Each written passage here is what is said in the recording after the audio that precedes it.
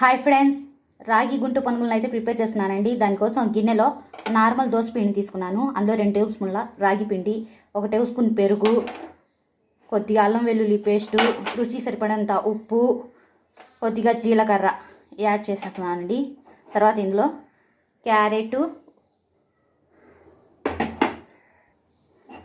సన్నగా కట్ చేసిన ఉల్లిపాయ, కొత్తిమీర, కరివేపాకు, పచ్చిమిర్చి తరుగు యాడ్ చేసి మిక్స్ చేసుకోవాలండి.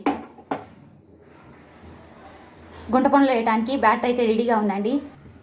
స్టవ్ మీద ఆయిల్ అప్లై చేసిన గుంట పనుల ప్యాన్ అయితే పెట్టి వేడి చేస్తున్నానండి. ఇప్పుడు ప్యాన్లో మనం తయారు చేసిన బ్యాటర్తో గుంట పనులను వేసి బ్యాటర్తో ప్యాన్ నిండా పునుగులు అయితే వేసుకున్నానండి. ఇప్పుడు పైనుండి కొద్దిగా ఆయిల్ అప్లై చేస్తున్నాను. ఇప్పుడు మీడియం ఫ్లేమ్ మీద వీటిని కుక్ చేసుకోవాలి.